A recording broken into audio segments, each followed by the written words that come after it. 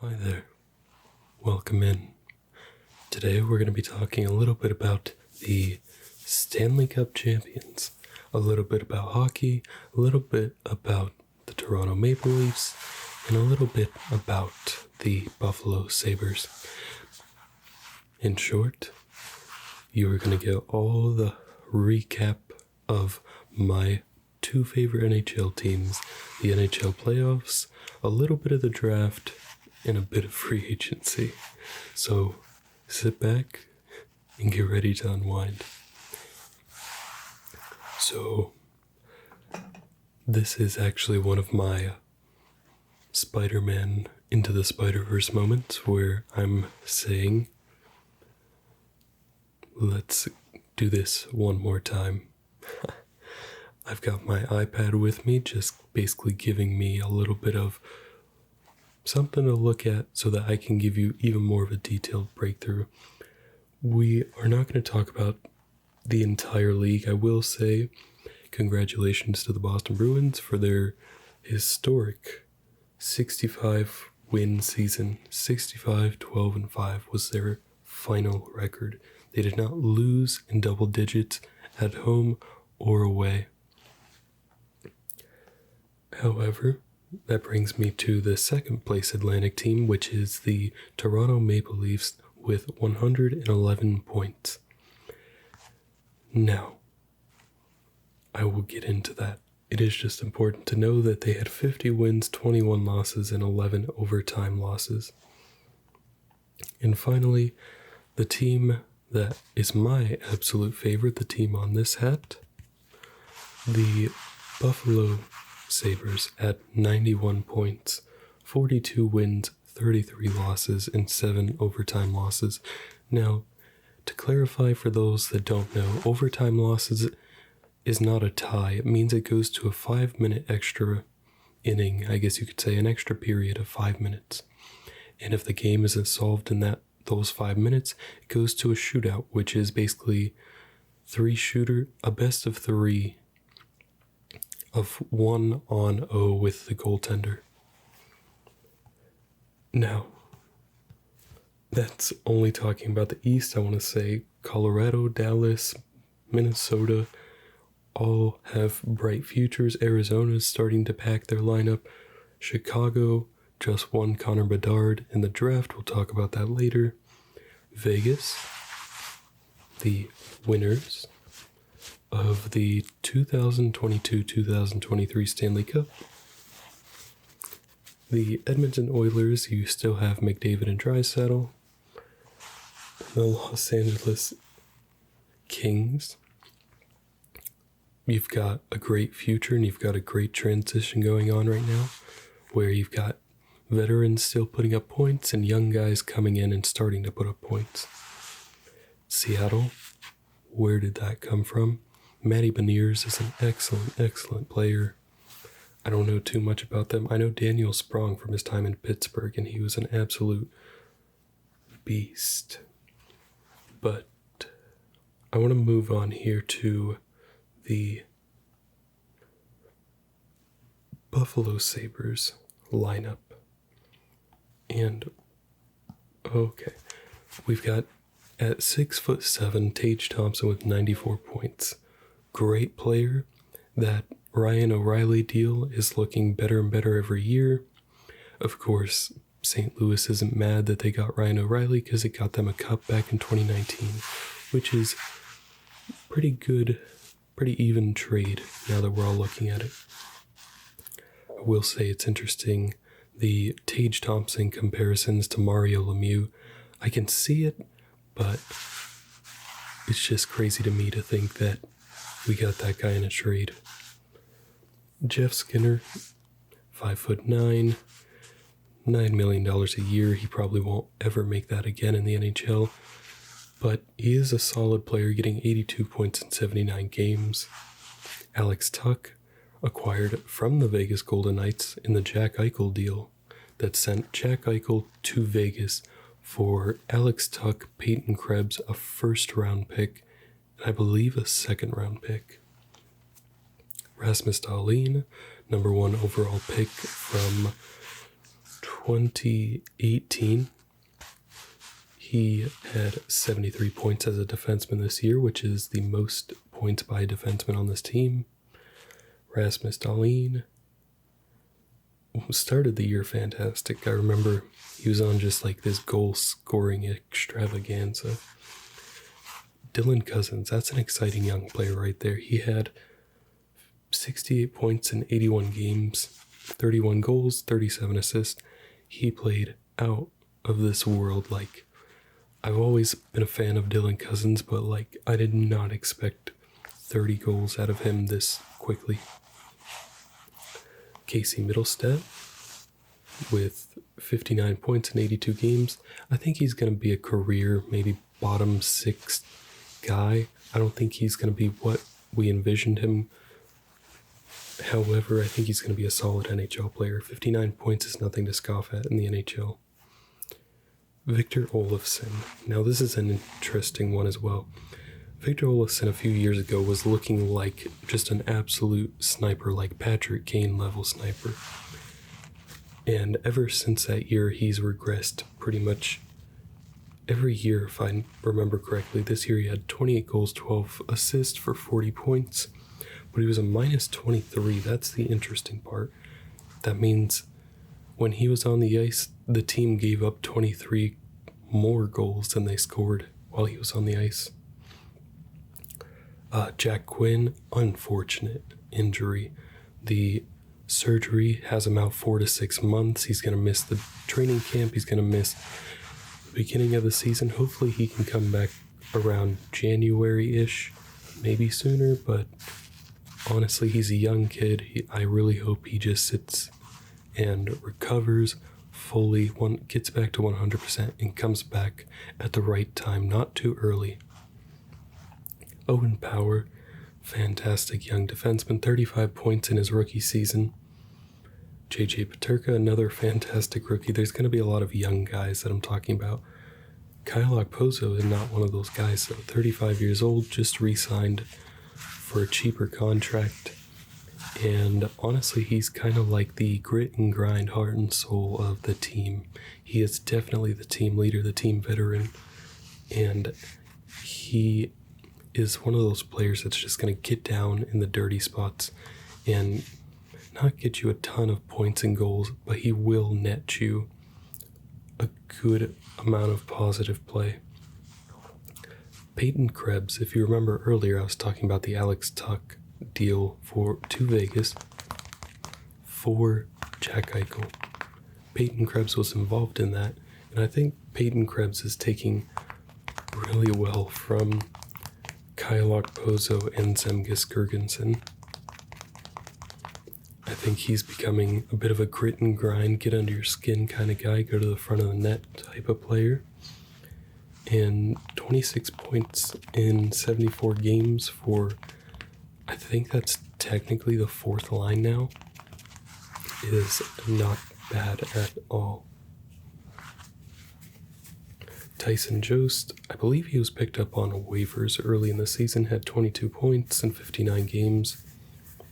Zemgus Girgensson, like I just said, kind of another one of those grit and grind type of players.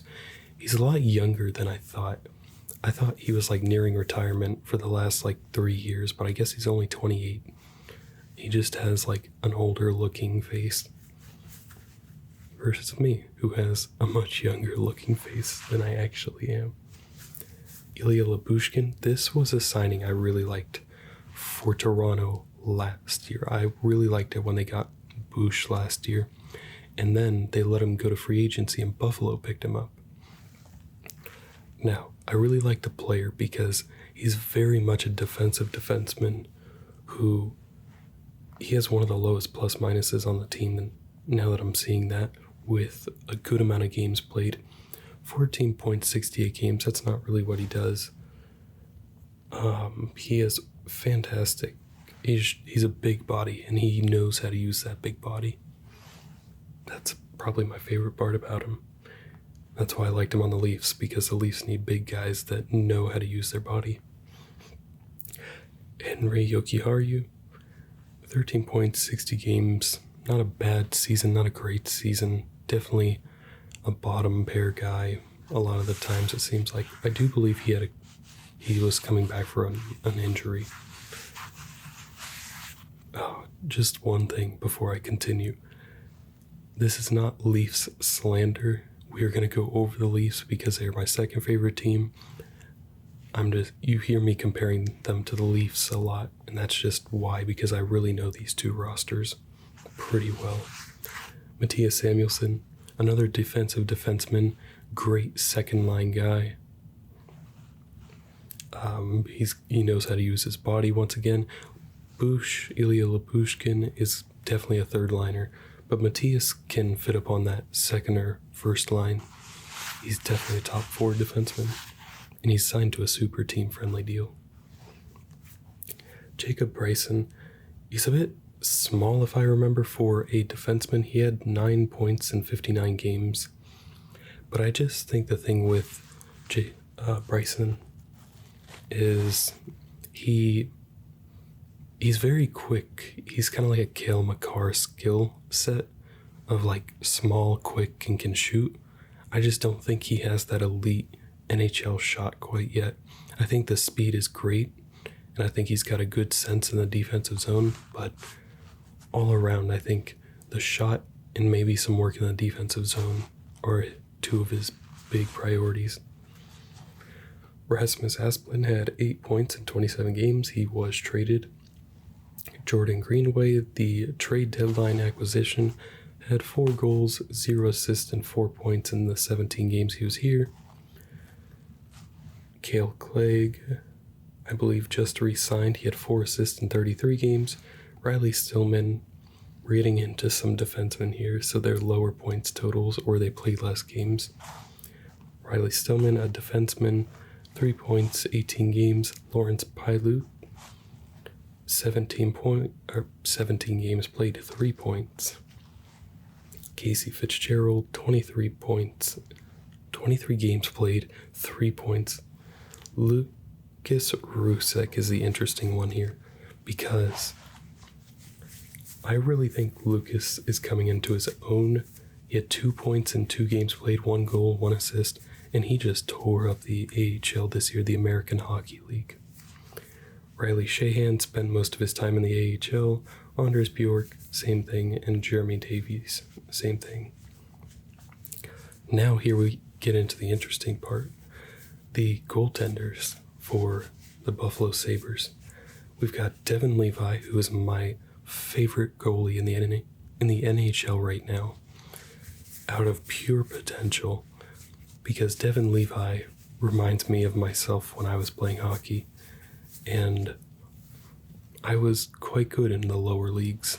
I'm not the tallest person, so I couldn't continue, but Devin Levi is. So I really think Devin Levi, in the next 2 to 3 years, now this is going to be a hot take, but he has the potential to be on the top end of the goalies, like the top 10% of best goalies in the league. Craig Anderson, what an absolute ride with him in Buffalo. He came in a rebuild. He stayed for the rebuild. Now that they're coming out of the rebuild, he was always meant to be that veteran mentor. And he honestly won the team a lot more games than we ever thought he would have. At 41, 42 years old. Absolutely incredible guy, incredible player. We get into my hot take of the Buffalo Sabres in Ukko-Pekka Luukkonen, or UPL. Now, 32 games played, 32 games started. 17 wins, 11 losses, 0 ties. I don't even know why ties is on the site anymore. And 4 overtime losses. My problem is that he has a goals allowed above no, that's too advanced of a stat. Goals allowed average. His GAA was 3.61. That is not good. His save percentage, 892. Honestly, when I see him in net, I see him as a really solid NHL backup, but he's definitely not in the NHL now, you need a 1A, a 1B goaltender tandem, plus a third goalie that you can trust if one of those gets injured. And I think UPL is really his potential right now. I can't see too far in the future with him. I'm not a huge fan of his game, but I think he has that third goalie potential. He's better than an AHL starter, but to be in the NHL now, you have to be like an NHL starter minimum. And then Eric Comrie, not much to say about him. He didn't really play all that well. 19 games started, 9 wins, 9 losses, 1 overtime loss, a 367 GAA, and an 886 save percentage, which is the worst out of any goalie that played on the team. Now, Devin Levi did only play 7 games, but he played 7 games in the most crunch time of crunch time in the year. He went 5-2-0 in that time. And honestly, if he had joined around the All-Star break, we might be having a different discussion about where the Sabres are in the standings.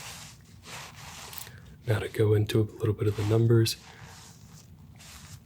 they have about $6.7 million in cap space for this upcoming season. Jeff Skinner, like I said, I don't like his cap. Nobody likes his cap. Hit at $9 million. Now, with the NHL, if you don't know the NHL too well, you won't know that they have a hard cap system. The NBA, I believe, had a hard cap at a certain point, but like 20 years ago, the players traded some of their revenue splits and ended up getting a luxury tax system in place of the hard cap, which I really wish the NHL would do. Because I don't like the fact that I have to root against my favorite players by hoping they take less money than they should actually be making. Getting right into that, actually, Tage Thompson and Dylan Cousins right around the $7.1 million mark per season, and they're both locked up past the 28-29 season. Victor Olofsson making $4.75. That looked like an absolute steal of a deal when it was signed. But over these last few years, he's definitely, like I said, taken a dive. I think now he's like a 3 to 4, if you're lucky, $4 million player. He just seems to, that plus minus is awful, honestly. Alex Tuck, he's got 3 years left at $3 million, 4.75, so the same as Victor Olofsson. And if I'm saying Victor Olofsson definitely isn't worth the money, those points are made up with Alex Tuck, because Alex Tuck is a beautiful, like, 6'2" dude, so maybe 6'3", maybe 6'4", somewhere 6'4" to 6'2", but he's a good player. Jordan Greenway, 2 years, $3 million. Casey Middlestat, 1 year, but he's a restricted free agent, which means the team has a lot more say in where he can go. He's, 24 years of age? So he's actually younger than I thought. Let's see, Kyle Okposo just signed a 35-plus contract, making 2.5. I'm just skipping through a little bit. Peyton Krebs is still on his entry-level contract, and so is John Jason Paterka, and so is Jack Quinn, but like I said, he's on the injury reserve now. Now the defenseman. This is where I'm a little bit scared. Rasmus Dahlin making $6 million right now, 23 years of age, and he can sign an extension as of July 1st, which was a few days ago. Owen Power's the same. He's just a 20-year-old, so he's still on his entry-level contract.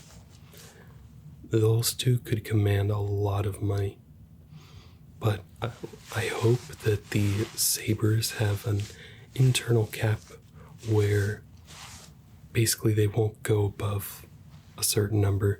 Like I said, I don't like rooting against really good players not making their money, but when there's a hard cap, you kind of have to for the team's success. So while Dahlin is definitely an 8-digit player, I really hope he sticks around the $8.5 to $9 million range.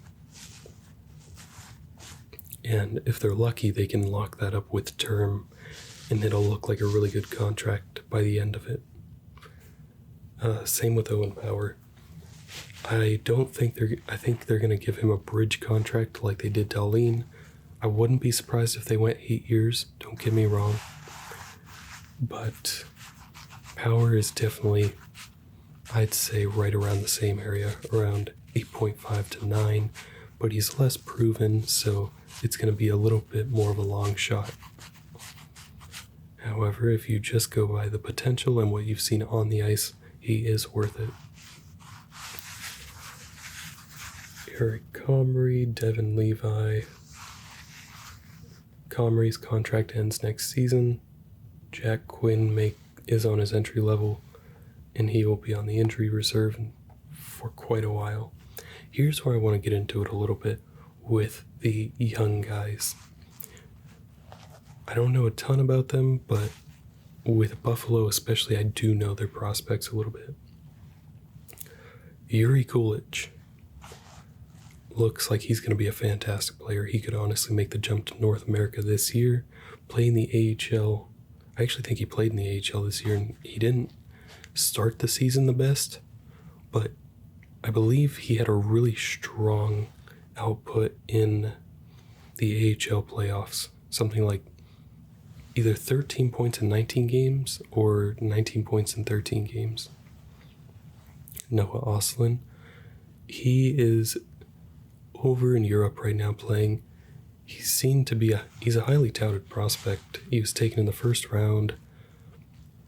I just don't know. He's not performing the best over there right now, but he's also 19 years old, so I'm not too worried about it. A lot of players with COVID ended up, wow, YouTube isn't going to like that one, but with all of that back in 2020, player development kind of, how do I put this? Player development stalled a little bit. So you're seeing some of these guys coming in, they need an extra year or two before they're ready. And Noah Ostlund, just by his numbers, I would say he's 2 to 3 years minimum out from the NHL. Matt Savoy did play really well in Winnipeg. I believe that's where the team is. With Zach Benson. We'll talk about him later. Well, actually, we'll talk about him right now. 13th overall pick this season. He looked fantastic in development camp. I got to see him play some of the 3-on-3 scrimmage games. And when we get to that right after this, I will talk about who my standouts were for those games, because I had the pleasure of watching all of them. Isaac Rosine, I'm not too sure of, honestly. He's been in the AHL. He's kind of been struggling adjusting to North American hockey a little bit. I still have hope. He was a top 10 draft pick. Once again, he's in that. A lot of players right now are just in that spot where their development was kind of put on hold for a year. But I digress. Alexander Kisakov we'll talk about in a little bit. Philip Cedarquist. Tyson Kosak had a really good development camp last season. And I'm really hoping he does something in the AHL that shows that he can keep going. Because he is honestly someone that was looking really good among all of the prospects they had last year. He looked like one of the best. Olivier Nadal, I will talk about in a little bit. Lucas Rusek looks like he's going to be really good. And he should crack the NHL lineup this season, even if it's just for the fourth line. Justin Richards, we'll talk about. Brandon Byro, we did talk about. Brett Murray. Linus Weisbach did really well in the AHL this season, if I remember correctly. He's 25 and he's an RFA. and they haven't signed him to a deal, which is really weird.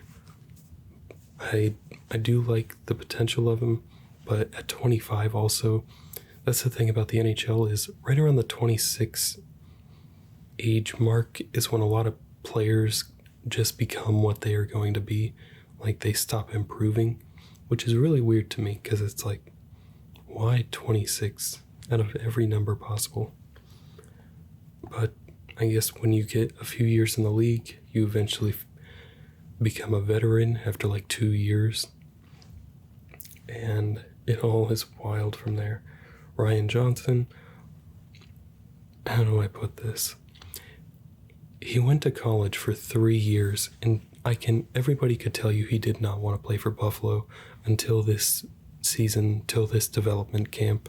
It really seemed like he was out of here, like Eric Portillo was the same way.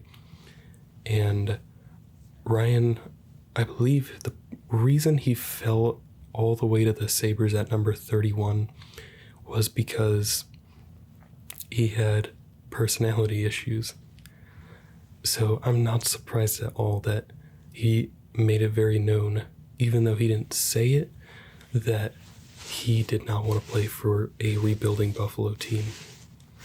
However, now I think if he wants to be in the league, he's going to need some time in the AHL. At development camp, he showed signs of really good play, but I really just think he's getting into the groove. The more games he played in development scrimmage, the better he started to look. Until the final game where he was all over the puck. When it started, he was it almost seemed like slow and disinterested, which you don't want to see out of a first round pick, even if they're late in the first round. You want to see guys with compete that don't come in just basically being like, yeah, I've already got this job. Confidence is really good, but cockiness is a problem. Nikita Novikov we'll talk about. And yeah.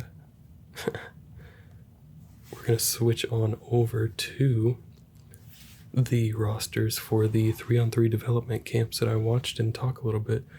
Team Perot had Lawson Shirk. I swear every time I saw it, I thought it said Shrek, and I want to get a Lawson Shrek jersey so bad.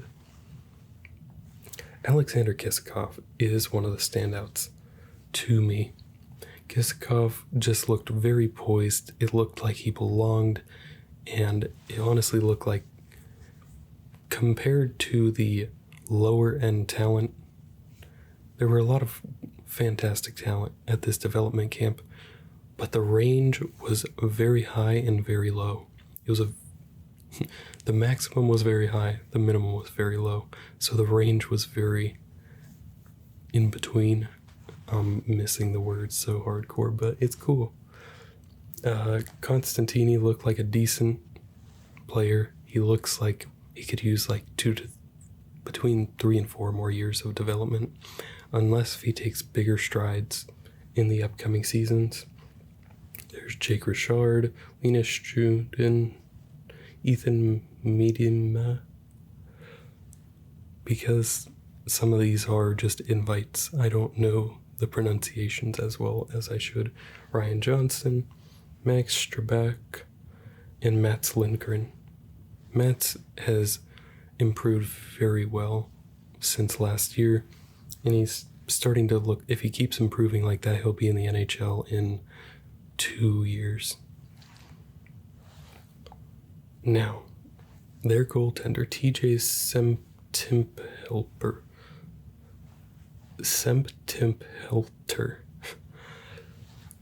He actually did look really good, as hard as his name is to pronounce.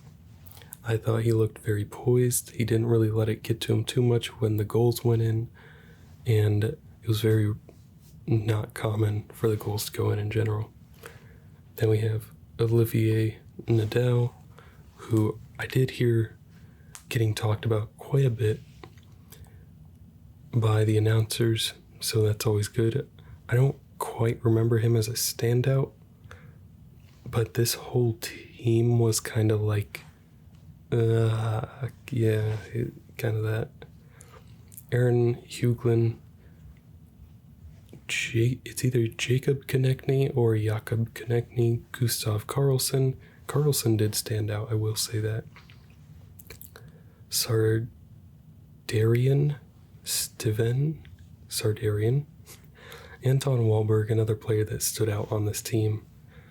And then Gavin McCarthy was the only defenseman that I thought really stood out. He was definitely giving it his 100% effort. The kid grew up a Sabres fan, always watching Sabres games with his friends, so the stories go. So it's really good to have someone who loves the team just about as much as Alex Tuck does. If you didn't know, Alex Tuck really loves the Buffalo Sabres. Once again, this is the difference maker here. I didn't think this team, the Team Martin, I did not think it was that good. If I'm being completely honest, I think it was the weakest team out of all of them. But because of their goalie, late 2023 draft pick Scott Ratzlaff kind of carried them. Now, he couldn't carry them to wins because at the end of the day, he needed more help.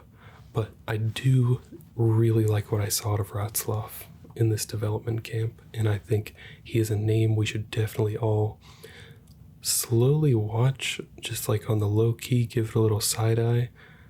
I'm not to the point where I'm just staring directly at him, but I am at the point where I'm like, okay, show us what you can do.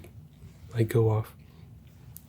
And then the eventual development camp winners, Team Robert, Zach Benson, their first round pick at number 13, led the Winnipeg Ice in points, even though 2022 first round draft pick Matt Savoy was on that team. Zach Benson does look like a fantastic player. He is very poised, he's patient, he's got great playmaking ability. His skating, his just mindset to attack the puck and get into the dirty places in board battles and all of that. And the other, I just want to say, the team has Matthew Savoy and Nicholas Savoie, and it's spelled the exact same way. So good luck if Nicholas and Matt make the team. Now, the last standout that I'm going to talk about is Nikita Novikov. He just overall looked, another Russian player who just kind of looked like he was poised, confident, and where he should be. All right.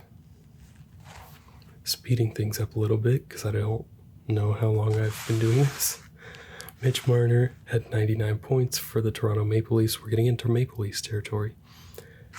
William Nylander at 87, Austin Matthews at 85, John Tavares 80, and then it really drops off from there. We've got Michael Bunting, Morgan Riley, Calle Yarncroke, Alex Kerfoot, David Kampf.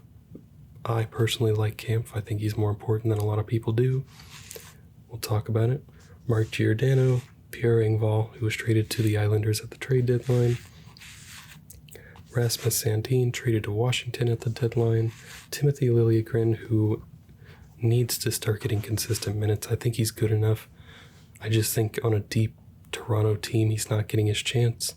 But also, I think he's been a little bit disrespected because he's younger.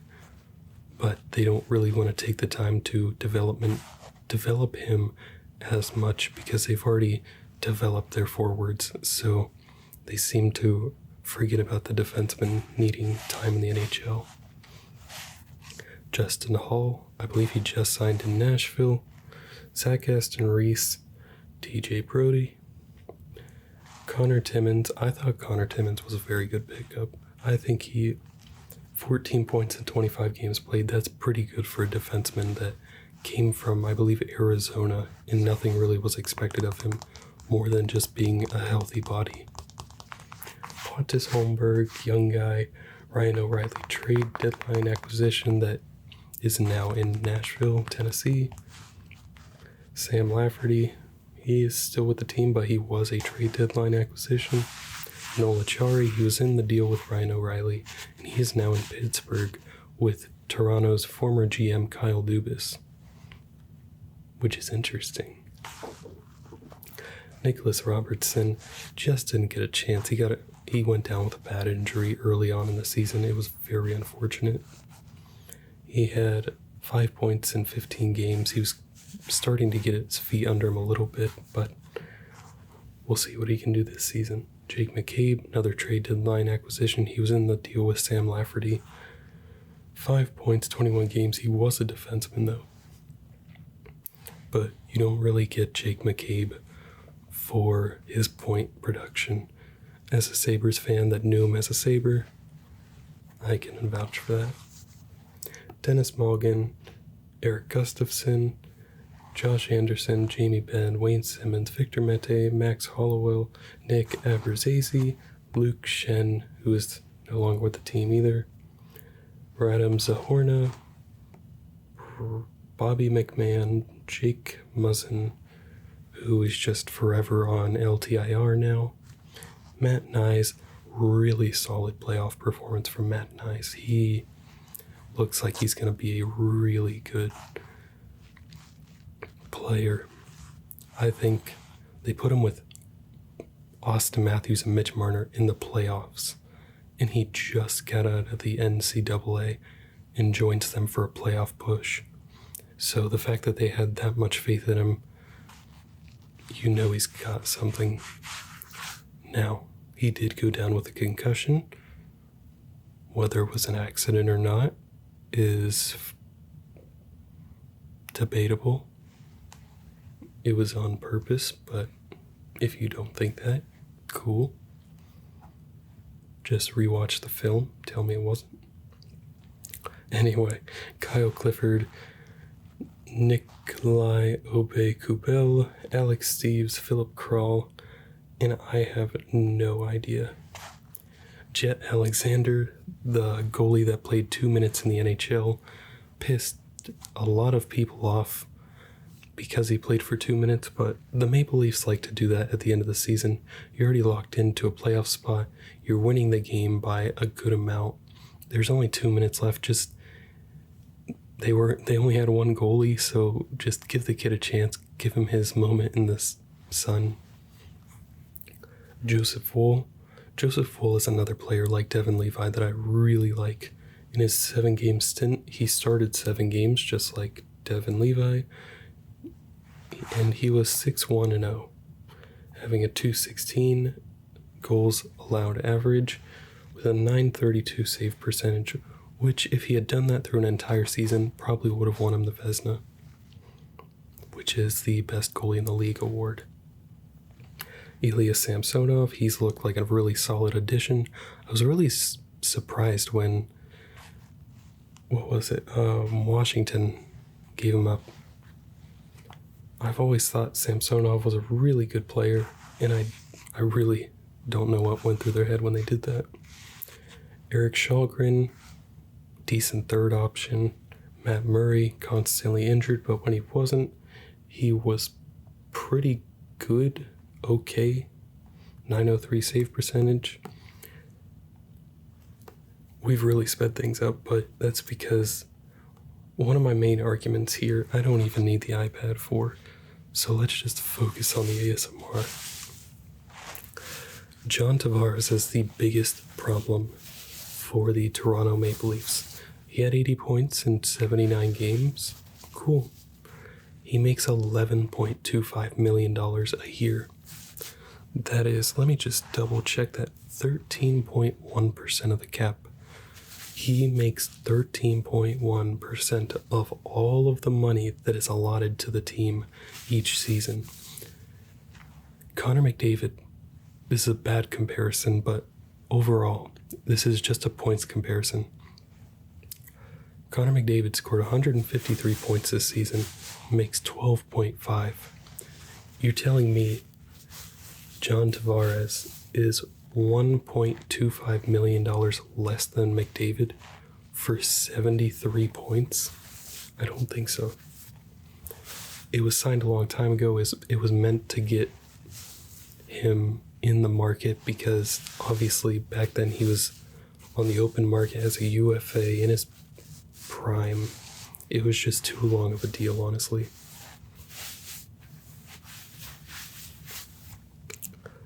Okay, now that rant's done, honestly, if it's not John Tavares, if the team didn't have Tavares, they could have two players that are probably 60-ish point per game guys at around 6 million, and then you're getting 120 points and two bodies, hopefully a little more gritty and grindy and quick on their feet,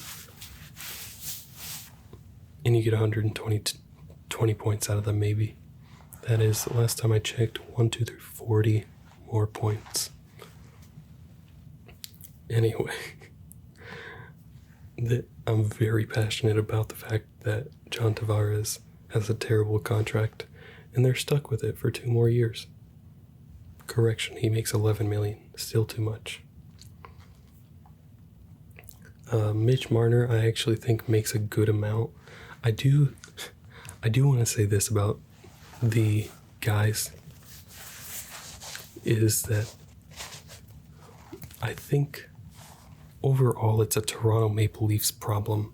I think they need to stop paying these guys 8 digits before they win a Stanley Cup. I think Austin Matthews and Mitch Marner are the only two you can even put in that conversation of 8 digits. I think William Nylander's out of his freaking mind if he thinks he's getting 8 digits. Like, that dude is the embodiment of 8.5 mil per year.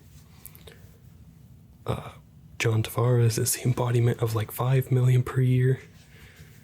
He puts up points, I know, but he's just slower. He doesn't throw the body. Yeah, he's got the leadership, but honestly, he's just holding the leadership from Austin Matthews in the first place. So if you can't tell, I like him as a player, but in the cap era, I absolutely hate the fact that he makes $11 million. Morgan Riley, fantastic defenseman. They've been adding a lot in free agency, so we've got Tyler Bertuzzi, Max Domi, and Ryan Reeves as guys that are just like, get under your skin, get to the front of the net. You know, you can't mess with us because we have these guys that will fight. That has been a problem with the Leafs for a long time. They fixed it temporarily. They put a Band-Aid on it with Ryan O'Reilly and Noel Acciari and Sam Lafferty. If they still had Ilya Lyubushkin, that probably would have helped them in the playoffs, but they chose not to re-sign him. There was a lot more shade in that than I thought. It's not that serious. I just like him on my team, Buffalo. Alright, John Klingberg was an interesting signing. I think he still has the ability to be that really good top 4 defenseman. He's only 30 years old. I think on a good team with good offense and good defense all around, good goaltending. He played in Arizona last year. He was not set up to succeed. Like I said, Joseph Woll I'm really excited about. Nick Robertson is still on injury reserve. That is interesting, but he is on his entry-level contract. Jake Muzzin is on LTIR. And that is about it. There's a few guys that I've heard some things about. I don't really know their prospects like that, but a few names I've heard is Roni Hirvonen. Let's see. Alex Steves for sure. Bobby McMahon for sure. Nick Abruzzese for sure. Topi Niemela is the one I'm always hearing about. Mikko Kuokkanen is the other. Lagesson is actually the new one that they just signed that I believe has some good buzz around him. Anyway, we have gotten through the 2 teams now. Let us look to... We're chilling with free agency. Let me look at the NHL playoffs. So we've got NHL typed up right here. And so basically what I can tell you without seeing anything is the Vegas Golden Knights absolutely demolished the Florida Panthers. They made the Florida Panthers look like a college A team. And it's because at the end of the day, while Florida had a couple guys that could like really rough and tough you up, there was only one player on Vegas that was under 6 feet. Vegas has been front loading the ever living crap out of their team. Every time there's a big name in the market, Vegas tries to get them. And it's worked now, so what can I really say about it? Let's see, here we go. This is how dominated the Florida Panthers were. Game 1 Stanley Cup Final, 5-2 win for the Vegas Golden Knights. Vegas. Game 2. This is where I knew it was over. 7-2 loss. Put them up 2-0 in the series. And then Florida won Game 3 in overtime at a score of 3-2. So it was a very close game. It could have gone any direction. Game 4, to add a little bit of insult to injury, Vegas won 3-2. And then Game 5, they just absolutely obliterated the Florida Panthers, making them look like midget A, junior C leagues at 9-3 in an elimination game. Now, I'm going to leave it there, actually, because this has to do with my argument of they really, really, really need to give the medical team more power. This is something I feel really strongly on. Last year, I think Patrice Bergeron played with a punctured lung in the first round, which is crazy ridiculous that he was allowed to do that. And another problem I have is I think we all know these guys are on some type of steroids, not like performance enhancing, but pain relievers. And I think I have no proof, but I feel like they abuse it. There's no way Patrice Bergeron plays with a punctured lung and is just able to do that easily. But my point comes from the Florida Panthers. This is the injury reserve list. It does not have anything for Brandon Montour, but he was injured, and Sam Bennett was also injured in the playoffs, late into the playoffs, actually. Matthew Tkachuk, their 100-point guy, suffered a broken sternum in Game 3 of the Stanley Cup Finals. That wasn't the only injury. He literally was at the point where there were reports that his brother Brady Tkachuk plays for the Ottawa Senators, had to help him out of bed and do everyday things. I don't know how true that is, but if that's true, the medical staff really needs to take over at that point. It can't just be you hit them with a shot of steroids. And once again, I have no proof, but you're telling me that he wanted to play with a broken sternum? Last time I checked, my doctor wouldn't clear me to play any gym activity in school because I fractured a finger on my right hand, so I wasn't allowed to do anything in gym. You're telling me this guy broke his sternum and just... Exactly. Alright, this also has to do with it. Colorado Avalanche, long time he's been like a low-key interesting player to me. Andrew Cogliano fractured one of his vertebrae, like in his neck, one of the vertebrae in his neck. And there was no suspension. That needs to stop, honestly. That really needs to stop. I think suspension, I know injuries aren't always on purpose, but you're telling me no suspension for fracturing something in a guy's neck? You had to have hit him in a weird enough way to where it was warranted for like a game or two minimum. I don't care if it's the playoffs, that dude's probably out for quite a long time.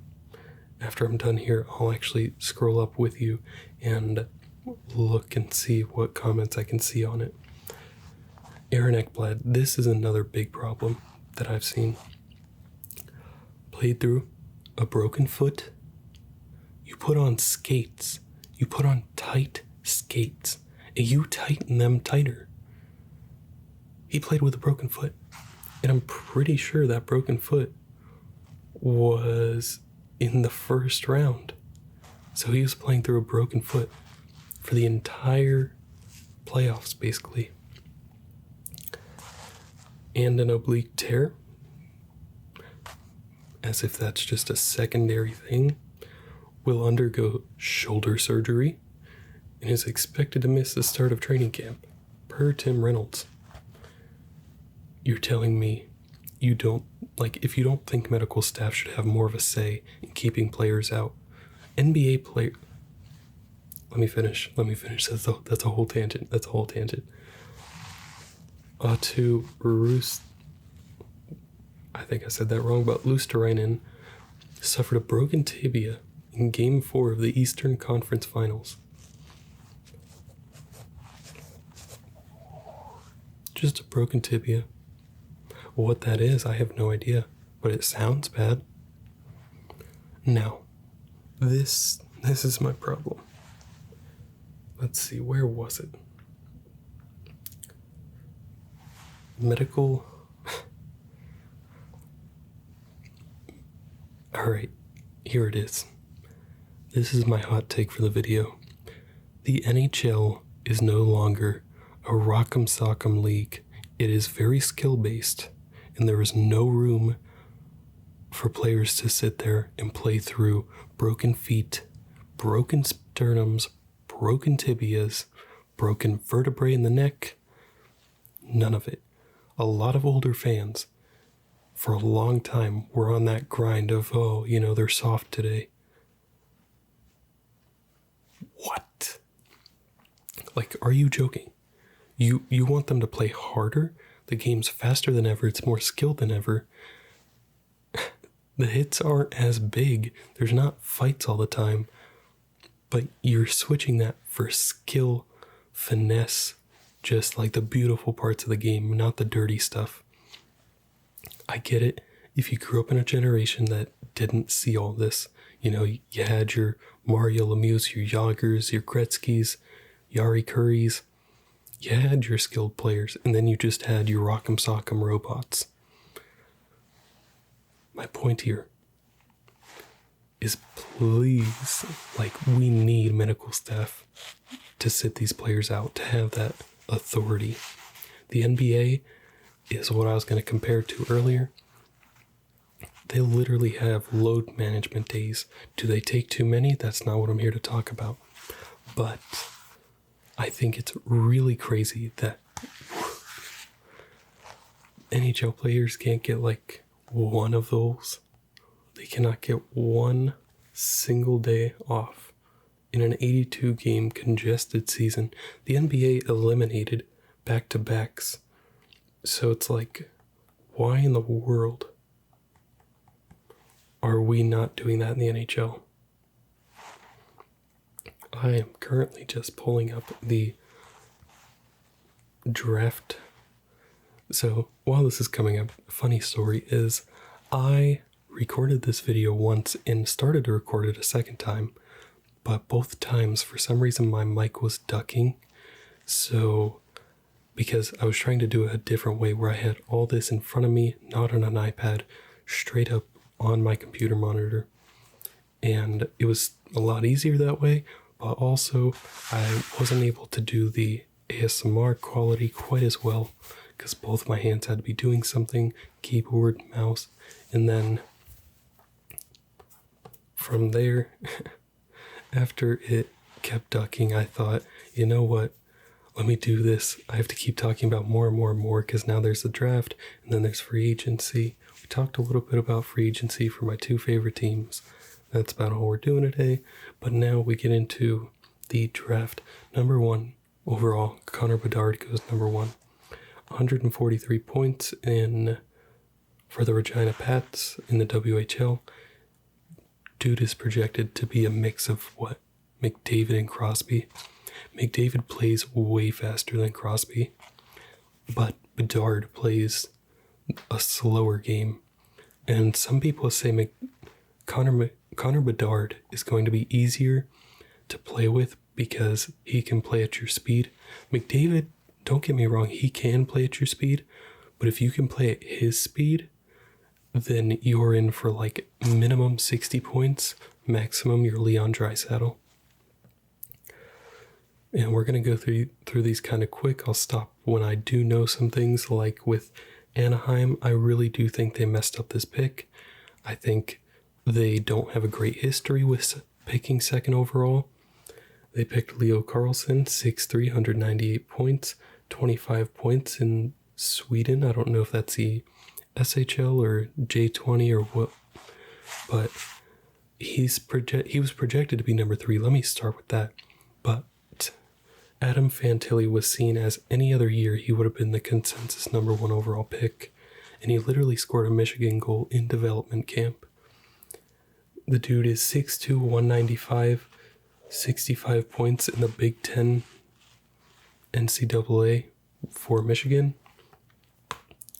So he will not have to spend a lot of time transitioning to the North American game because he's been here all along. San Jose picked up Will Smith. That was not a surprise.